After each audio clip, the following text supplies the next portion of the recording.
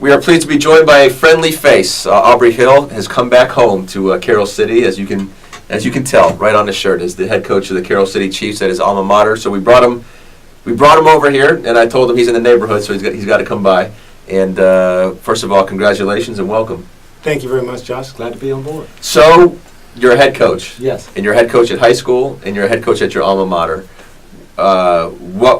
Clearly the appeal was working at a school that you grew up going to.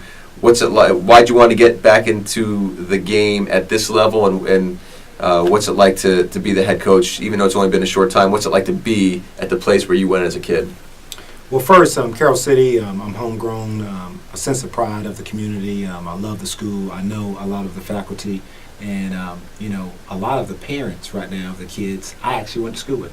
So it's a great place, and I love football. I love coaching football. I love pouring into young men and helping them reach their goals. I really try to help these guys physically, mentally, socially, and spiritually. Those four areas that really help a young man and help them grow to everything they want to be. And also, it's Carroll City. I'm a Chief through and through. Then when you get to some of the schools down here in our area, there is that collegiate-like tradition and appeal to certain schools. Carroll City would be one of them. So being a Chief, some people go to school and they're done with high school, that's it. They're just on to the next thing. But clearly being a Chief is important to you. Oh, no doubt about it. I mean, I remember walking to school when I was a ninth grader, working my way through that program for 4 years. I was a skinny guy, and I remember Coach Frazier telling me one day, he said, "Hey, you keep working hard and you keeping those grades up, you may find yourself in college one day." And you know what? That was so powerful because prior to that point, I didn't know if I was ever going to college. So those nuggets that he poured into me really, really helped. And then just like you mentioned, not only in Carroll City, there's a lot of great high schools here. I rival high school football down here, just like the big conferences and colleges, SEC, ACC, Big Ten. But they say your district. The moniker is that's the SEC. That's the SEC of Dade County. They have Dade County. You're exactly right. So there's no doubt there's some great teams in our district, and there's some also great teams in Dade County, and we're looking forward to getting ready for the season and getting ready to compete. Now, you recruited this area when you coached it collegiately. Now you're going to coach in this area, so you can be. Not that you weren't being truthful before. I'm sure you're being very truthful. Yeah. How good is the talent down here? Oh, it's the best, in my opinion, in the country. There may be some other areas that may be, similar. There's some areas in California, the LA area.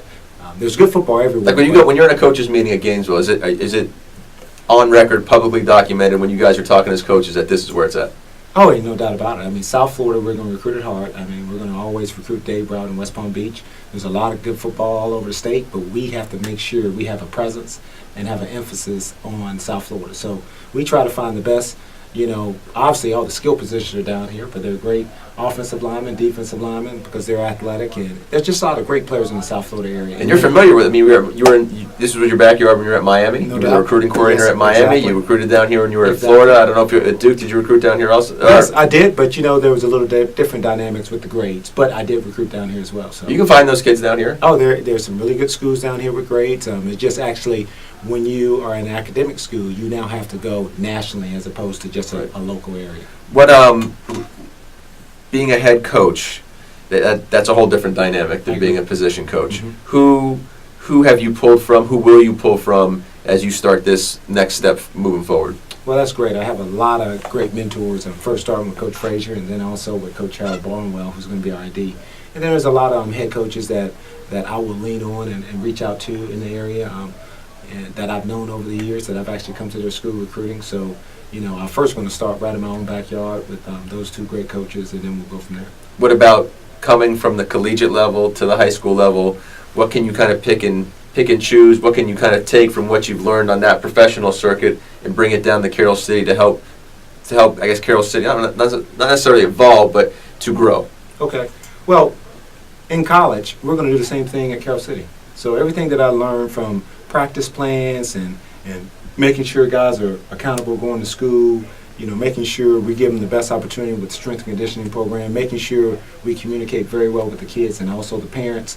To me, it's Carroll City youth. We know we're in high school, but we definitely feel like everything that I've learned through my experiences at colleges, I'm going to make sure I bring back to Carroll City. What are some areas you think that, look, clearly the staffing, funding is not nearly the same as it is in college at the high school level. But what are some of the tactical things that you have from the collegiate level that you think you can plug into a Carroll City that will really, really enhance the football team because you have that experience from seeing it from a different vantage point? Great question. I think the first thing is, when I was coming back as a recruiter, I was always trying to find the right kid that had the right combination of athletics and academics. So if there are a lot of great players, but for whatever reason, they're a little far behind in their academics. So one of the things I want to make sure is I have a really strong foundation of making sure kids are academically ready to go to college. So that's the first thing.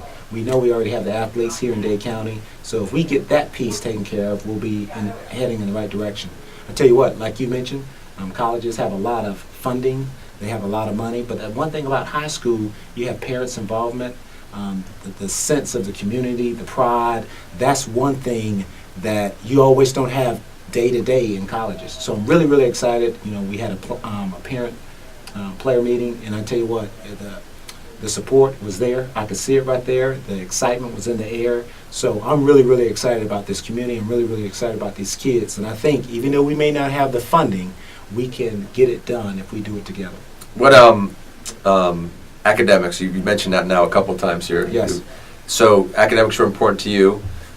We hope academics are important to everybody. Right. That's not always the case, unfortunately. However, I think you'd be able to look in that camera and tell anybody that was watching this directly, since you were sat on the other side of this and had to get students have to meet certain requirements Yes. to get into college, that you could be the best football player in the world.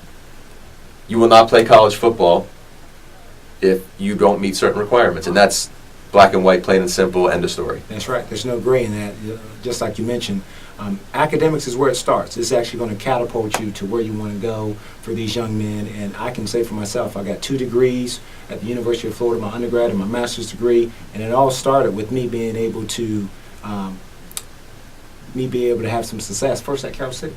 And I remember early on in 10th grade, Coach Frazier making all the guys get prepared for our ACT and SAT. And I tell you what, for some of these young men, it's pretty hard to get acclimated to a standardized test. But we're going to make sure we do everything to make sure we have more kids ready to go once their senior year comes around. How can you help better prepare them for the recruiting process as you will be their head coach and guide on the high school level as opposed to everything you experienced being the recruiter?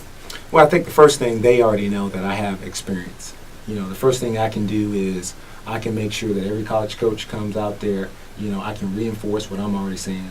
I have paperwork from all the places that I've been at, all the way from Duke, Pitt, Miami, and also Florida, of talking about the requirements that's needed, and I know every several years sometimes it goes up as far as the core courses, but, the emphasis is always, it starts with academics. So, that phrase that we use is very true, student athlete, and we want to make sure we take care of the student part first. All right, I'm going to put you on the spot. Okay. How many kids, first name, last name, can you give me right now at Carroll City? Well, I'll tell you what, here in South Florida, you know it. Everybody has a nickname. So I got half of the nicknames down, but as far as the full names, I do not have now. Hopefully you can bring me back, and I'll tell you. I'll make sure I have not all a problem. What so style of play? Like, you're the head coach. You get to shape this thing however you want. How do you want the Carroll City football team to look? Well, the philosophy, as a team, we're going to make sure we're well conditioned. We're a disciplined team on offense. We're going to be attacking offense. We want to be the hammer, not the nail. We want to try to light up the scoreboard. We want to get a lot of different formations. But as a team, you have to run the ball well, and you got to stop the run. Then on defense, we're going to try to be in a 4-3, or we will be in a 4-3, and then we will actually be attacking, as far as blitzes. But on defense, you got to know how to tackle, you got to run to the ball, and you got to create turnovers. So those are some of the things we got to make sure we do on offense and defense. Special teams, you got to be sound. Got to be sound in the kicking game. If you can have a good kicker in high school, you're good. Well, you know what? We think we have one, but it may not be a national guy, but we have one. Okay. And also, you got to make sure in the return game you put your special players returning the ball. We can talk about Trayon Gray. He's one guy that I'm sure you've got to know. If you're the head coach at Carroll City, you know about Trayon Gray. I know about Trayon Gray. So the ball will be in his hands plenty, I imagine. More than enough. More than enough. We'll make sure everything is centered around him. All right. Well, it's great to have you here. It's great to have another friend in this community. Yes, sir. And I can say this with a great deal of confidence. We'll be seeing you around. Thank you, Josh. Thanks for coming Appreciate by. it. All right, now.